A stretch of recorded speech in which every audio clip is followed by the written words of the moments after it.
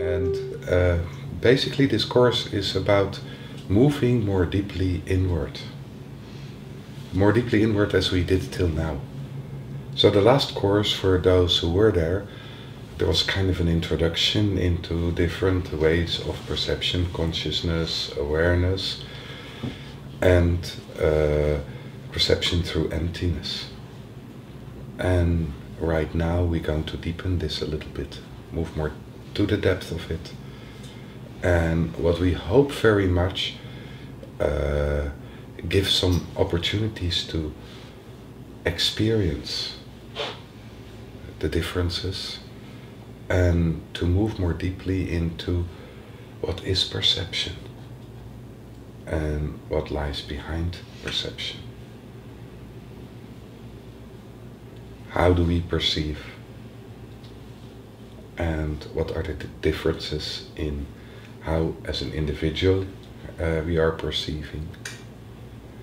So a lot of different themes coming forward, and through the 3 days, basically what we do is that we kind of make a dance between the different ways, the different layers of perception, which all have their own kind of, each dance has their own influence and effect. The sentence, "I am here," is a direct reflection of the 3 windows of perception. So the I is very much connected with what we're calling consciousness. In the center of the head, from behind the thoughts and the mind. The I, the individual. The am is very much connected with awareness. What we hear in the world of inner growth as loosely referred to as being, to be. This is the am. How it feels to be here is quite another dimension from how we see ourselves here, how we think ourselves to be here. It's different from how it feels to be here. If you just take the room, we can look around and look at the people and look at the objects, look at the space. This is one way to perceive the room. This would be the I perceiving. It involves you, the I looking at something other. The other people or a detail of another person, the flowers. If we move to the layer of awareness of being and perceive the room, and we begin to feel the atmosphere in the room. And as we open this window, allowing ourselves to feel the atmosphere, we also feel the atmosphere of our feeling of ourselves. What's happening in the level of awareness, the level of emotion, of love, or sorrow, or just restriction. It's really quite a different dimension. Same room, different window. And then we have to hear. I am here.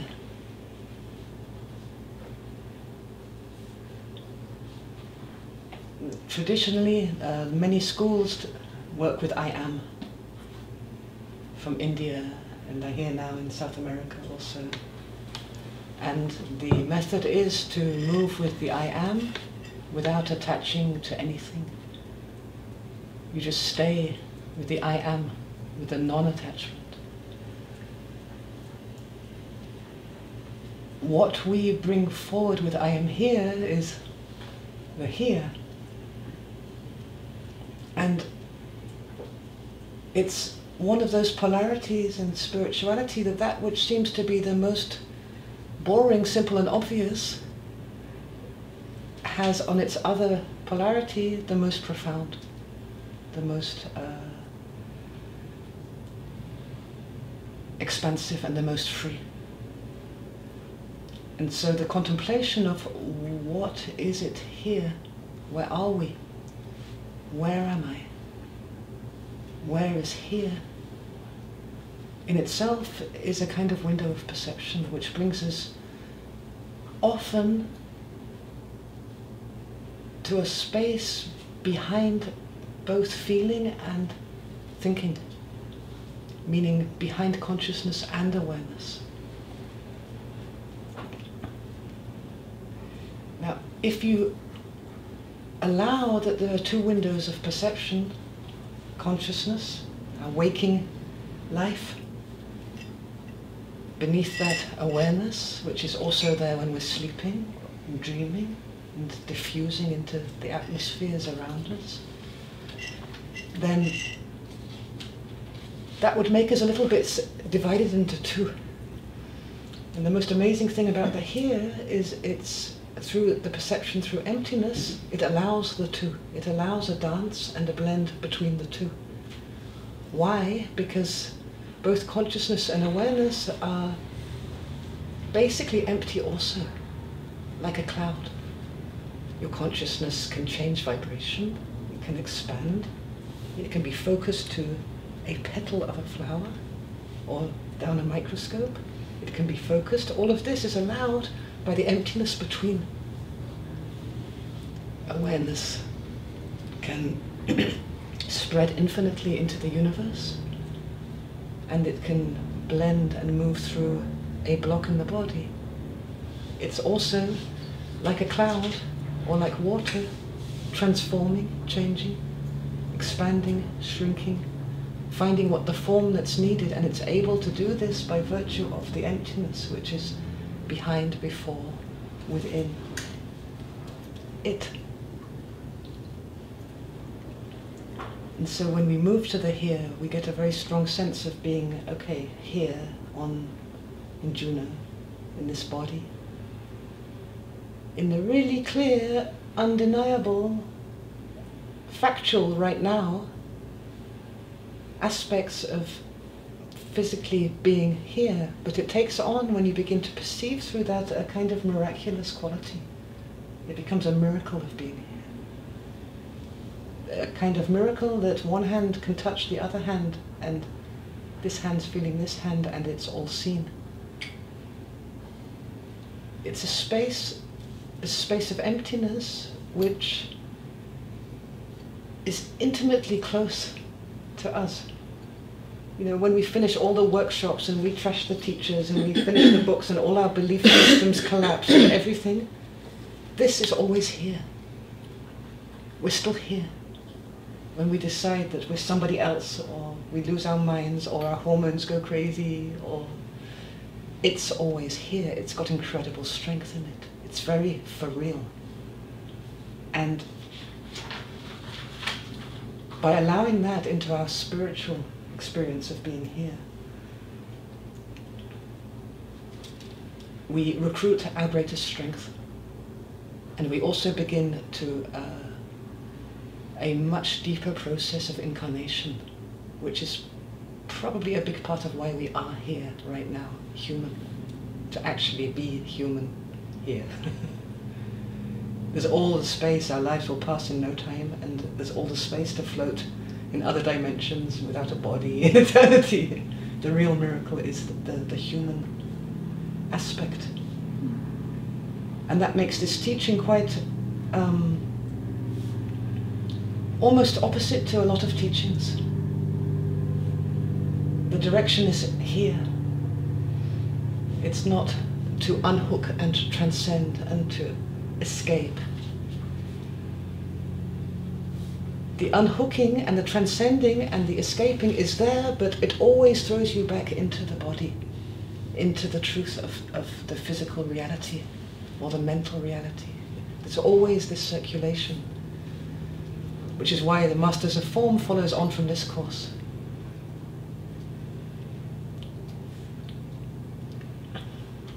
So today we have 3 days, 3 windows. Today we look much more closely into consciousness.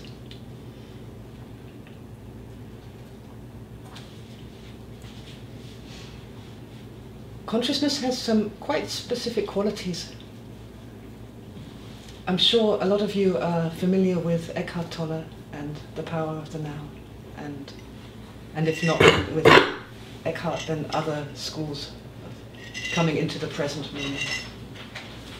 So consciousness is very much in this dimension of time.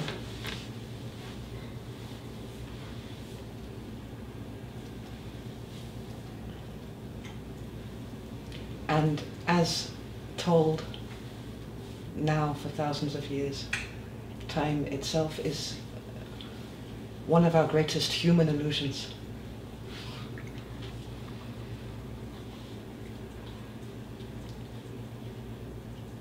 Everything that was is not existing, except as it's held in the present moment. Everything that is happening, that we imagine to happen in the future, is based on imagination constructed on what was. It's not real.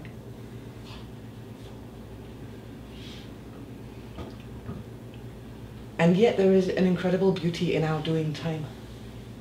It's like we are doing time in a physical body, and the miracle of having a physical body, or the miracle of having feelings. There's a miracle in doing time.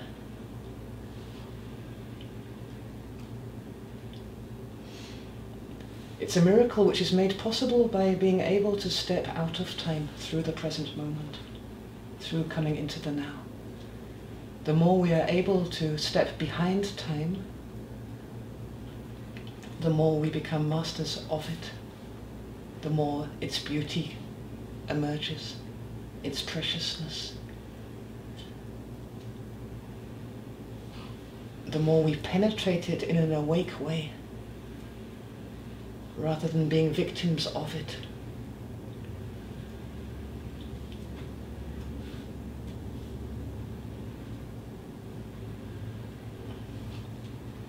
And it's not a difficult thing to step behind time if we just use our memory, and in a sense, everything is memory. Everything that happens, even me speaking now, it's heard from an imprint in the mind, which is memory. And then we take the bits that we need and construct from that already in real time. We also take a story.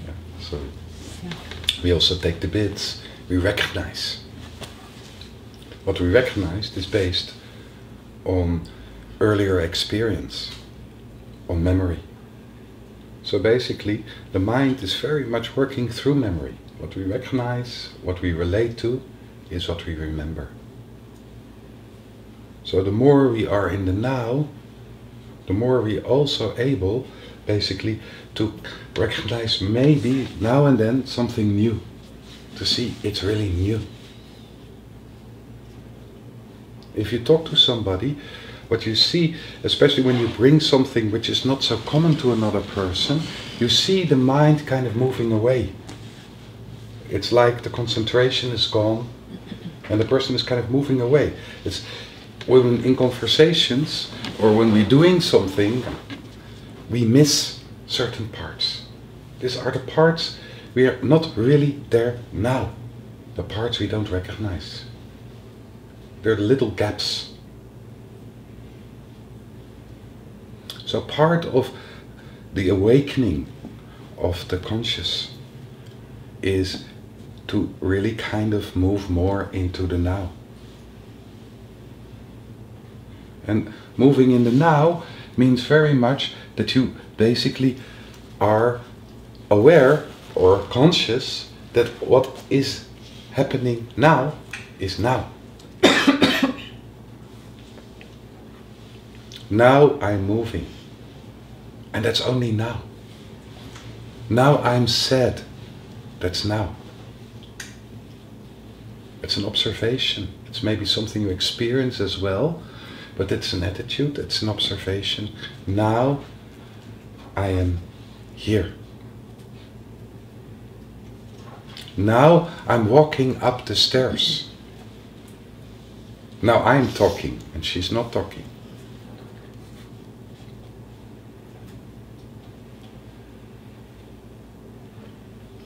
So the more we are in the now, the more we disentangle partly from where we hold ourselves in the mind. We hold ourselves in the mind in stories. And the stories we hold ourselves in is how things should be, what it should look like.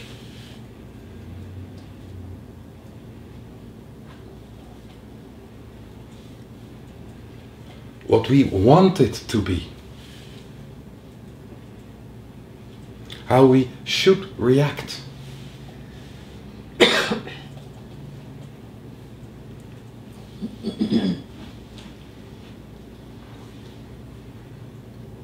So that means that part of our conscious all the time is basically kind of looking at ourselves in a way, how do we react?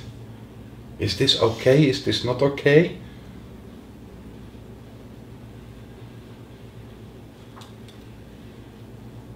And that's already a little bit awake state, because at least we are aware that we react right now. And so often when we are in pain or we're in bliss, then we kind of move also out of the now. When we are in pain, we have the feeling this will be forever. It's unbearable. Will never pass. So it has to go away. And then we use our consciousness partly to fight. And also this kind of, brings us out of the now, out of the awakening. It's just now.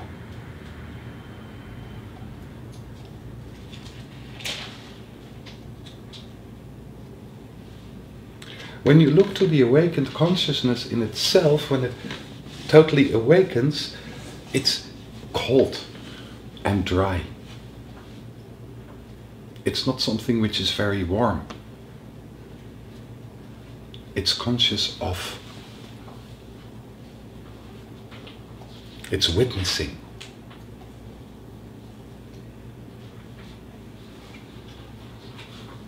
So consciousness in itself, when it's awakened, doesn't mean that there is a lot of feeling or a lot of awareness. The conscious can awaken without feeling.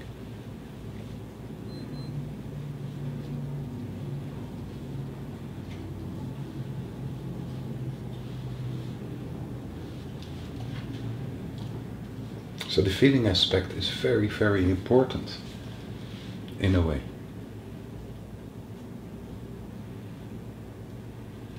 But the conscious is very important as well, because you cannot kind of move freely in an awakening of the observer of the feeling if there is not an opening in the conscious as well, if there is not an awakening.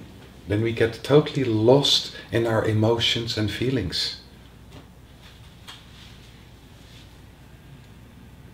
We're not in the now, we just become a victim of our emotions, a victim of our feelings.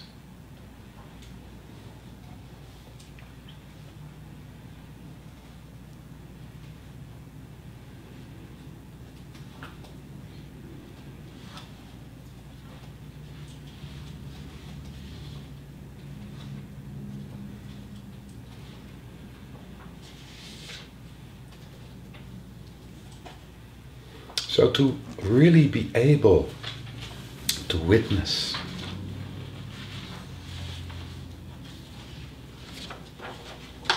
in the now,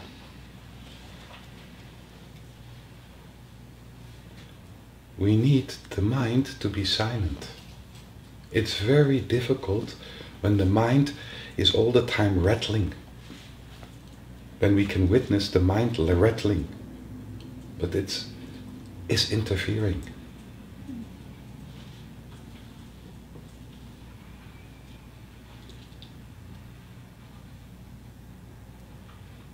So how do we silence the mind?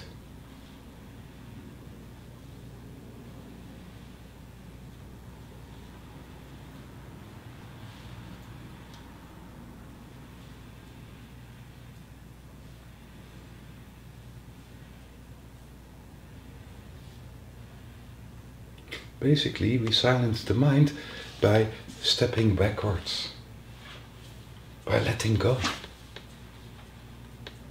A thought is just a thought.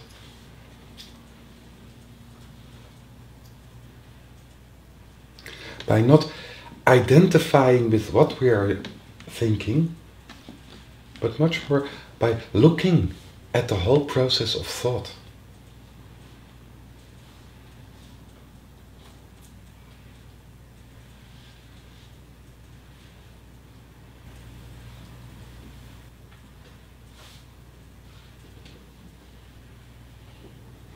By consciously bringing yourself in, looking what is happening now.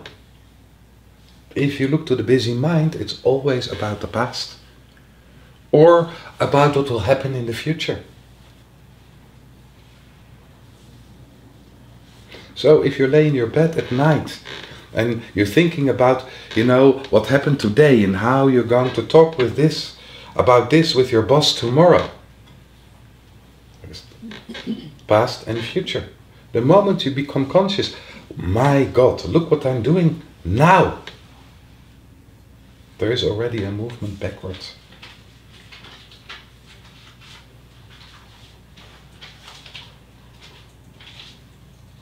There's already more space. You recognize what I'm talking about?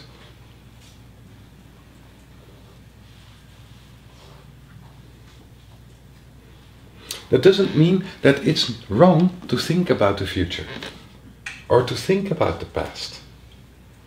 It's not that we kind of should stop thinking about future and past, but it's a little bit a waste when we get so deeply entangled that we're bothered by it, that we lose our freedom.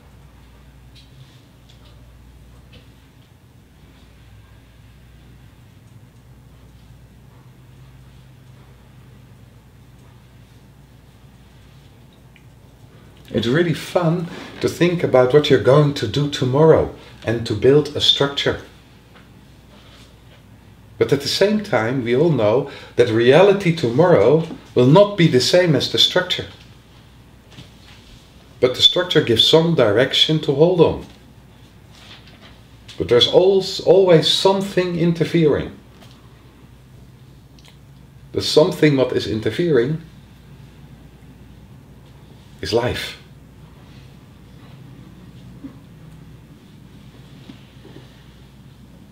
So, and the more you're able to move in the now, the more you're able to move with what is interfering. To witness, okay, this is happening now. So I can move with this now.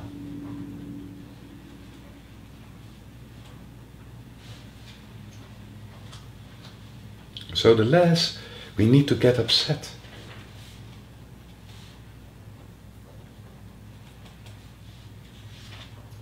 So when we move into the witnessing, the conscious of the mind, what comes forward as a background, as one of the backgrounds, is silence.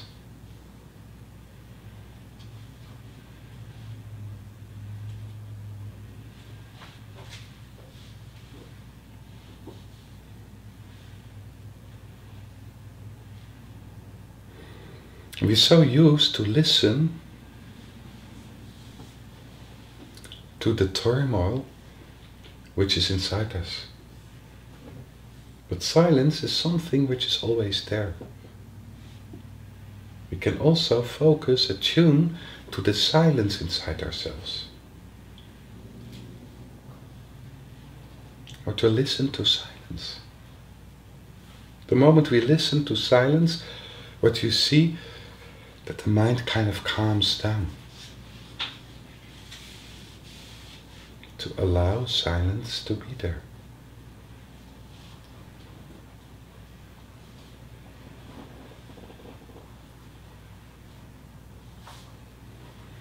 And in the beginning, for some people, this can be a torture. Because the moment there is silence, things start to come up. We can also use a turmoil inside not to feel.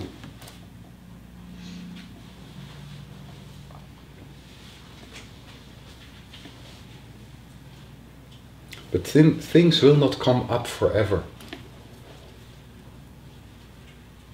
The more we attune to silence, the more we move into the now, and the more calm and peaceful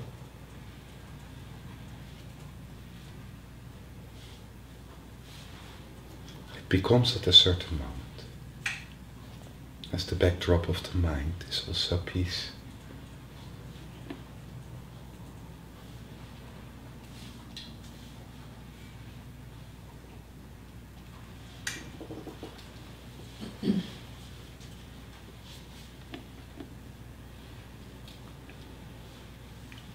So one of the qualities of consciousness is that when we perceive through consciousness, there is a subject and an object.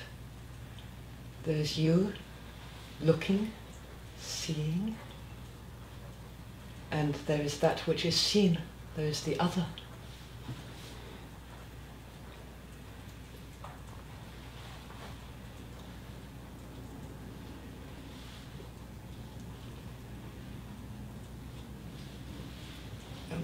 If we were to allow or imagine that we come from a place of unity and oneness, this is quite fearful. It's fearful because it suggests that it's broken, the oneness, the unity, because I am looking and I am looking at the other. So one of the motivations for moving out of the now and out of consciousness, or distracting ourselves or dragging ourselves into a less sensitive, less conscious position, is fear. Fear of otherness, fear of the strangeness.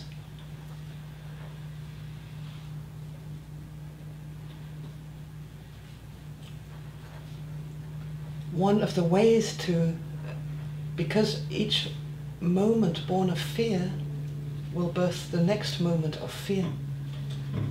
So it's very, very hard to stay in the now. But the antidote to this fear is really consciousness itself. When we become conscious of the air on the face, being in a body, of our breathing, just the simplicity and the undeniability of it, we can come very strongly into the now. And then the physical sensation, for example, which could have been fearful, for example, of feeling the air on the face, it becomes blissful. There's a bliss in the now. In the now, the fear becomes blissful. But it partly becomes blissful because when we truly accept, consciously allow our physical separation,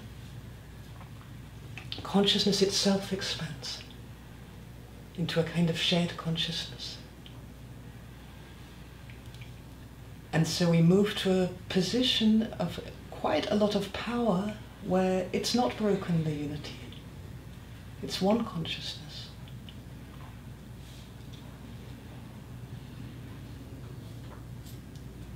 When one person in a family or in a group or in a country moves in this way, through realizing consciousness, becoming conscious of their consciousness, it affects the consciousness, which is shared.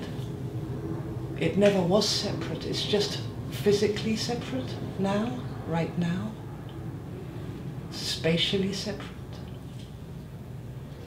The feelings are separate, but in an absolute way, it's not separate.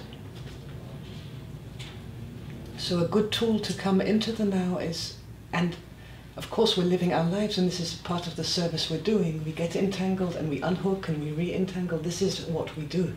This is doing time. But to take an extra few moments to give ourselves back the freedom not to be reactive by just, for example, somebody says to you something, you feel rejected.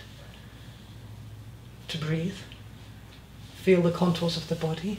It's safe now. It gives a chance for the consciousness to expand much wider, and we become free of this cause and effect thing, of action, reaction. They rejected me, I must feel hurt. I must say why I'm okay to feel hurt and why they're not okay, and this whole field of projections which can actually occupy us for weeks following one encounter, sometimes, if it's hurtful, or decades in some cases. It's very, very easy. Yes, pass it on to our children. It's very, very easy and very instantly available. And many people in the field of the healing courses are very developed in their awareness. But opening also the window of consciousness will empower the awareness as well. It always affects, each window of perception will affect the others. Partly why we might be afraid to really move with consciousness is because of this otherness. Because in this otherness you have man, woman, me and you, us and them, abuse, trauma, injury. So a lot of people who've been very, very hurt like this would rather do anything than be abusive. And consciousness is very, very powerful. It's very charismatic. It brings a lot of power. When you walk into a room of a lot of people who are basically in trance state, half asleep, and you're very, very conscious, you're powerful. It can be used with thoughts to dictate realities. Look at the elections. Straight through the pineal. This is what you're feeling. This is what you need. Empowered by consciousness. And this can make some of us kind of shy off from consciousness. No, no, no, I don't want that. I'd rather not be here at all.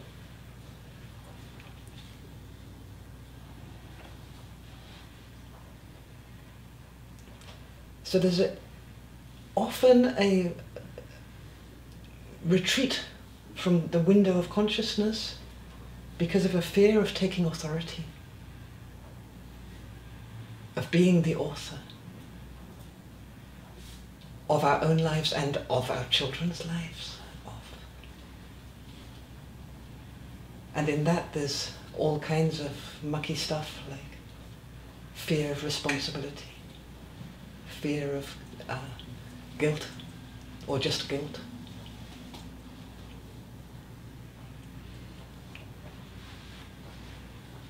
So when we begin moving with any window of perception, this stuff tends to come forward. Lack of self-trust. Yeah. But also the pain of what we have been witnessing and what we witness. Yeah.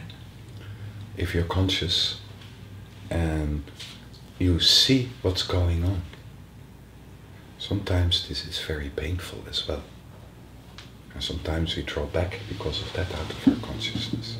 It's better not to watch. It's better not to look. The shame we feel when we see in what kind of position the other person is. Sometimes we are ashamed of the position of the other person. Also as children. We look at our parents and we are ashamed. So it's better not to look. It's better not to witness.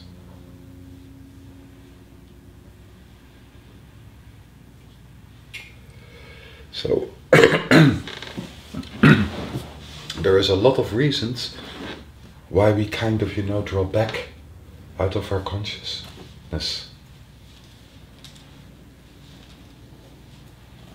Georgi brought forward the fear of power.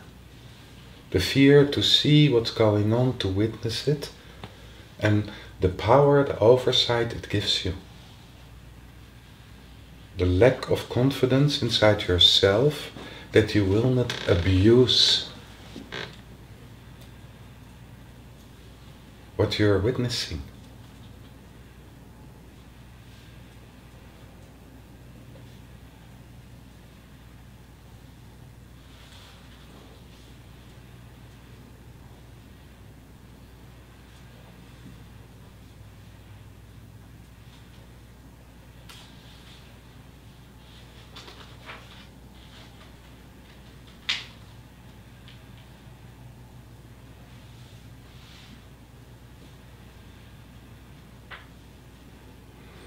But the moment we kind of draw back out of consciousness, we often move more into our sentience, which is beautiful, the whole area of feelings.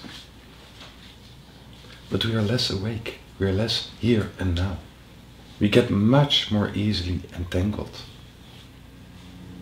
It's like we make ourselves a little bit smaller to survive, because then we belong, then we are part of.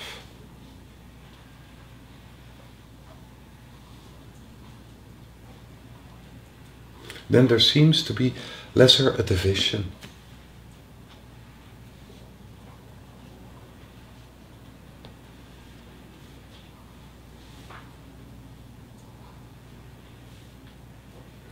If you move into your consciousness, you look at the other.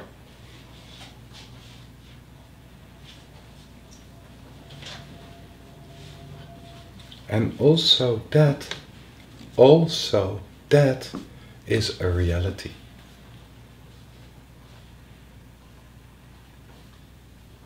It's not the only reality, but there is a reality that there is another. And this is partly of the waking up. To really see that there is a reality that there is another. Another which is a whole universe of him or her own experience, own way of thinking, own beliefs.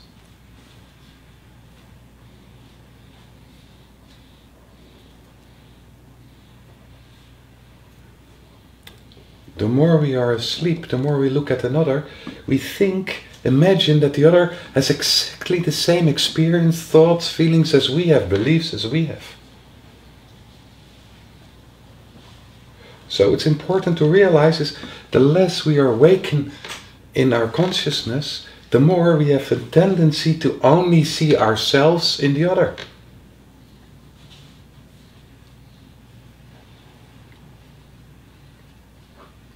Or it's ourselves, or it's the stranger.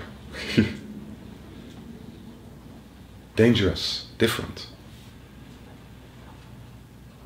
So the more we awake, the more we in consciousness, there you look at the other, but there is a dryness in it. There is not an entanglement. The other also has the right to be different. We can witness, we can look. And in the beginning this feels cold, and in a way it is cold. It's cold because it's free, more free of entanglement.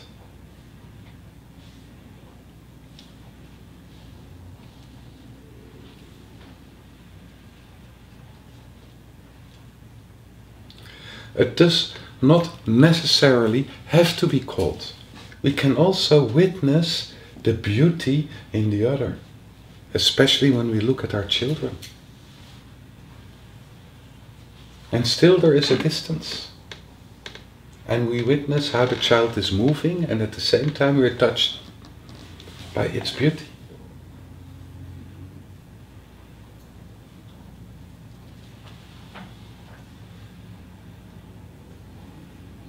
That's when awareness is starting to kind of move together with consciousness. Feeling and thought are moving more together.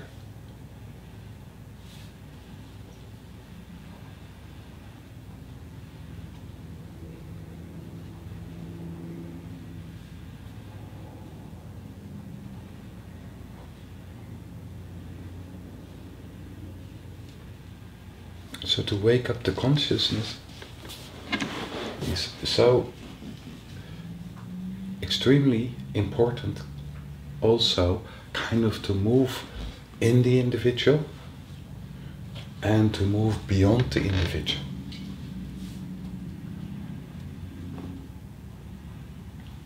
To move beyond the individual in the expansion of the consciousness, where you become aware that in the end there is one consciousness, a shared consciousness.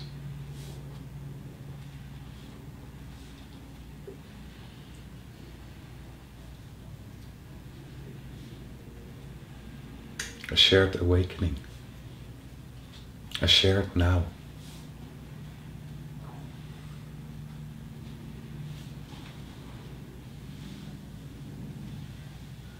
And in this shared consciousness, this shared awakening, this shared now, it's not the same. It's all unique, it's all different.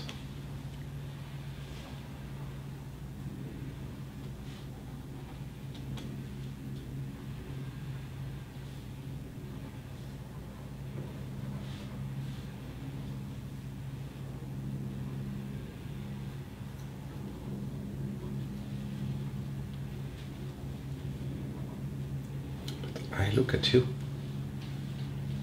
and you look at me, and there is a meeting position there, a shared consciousness, in which something through you is witnessing me, and maybe the same thing through me is witnessing you, and recognizing.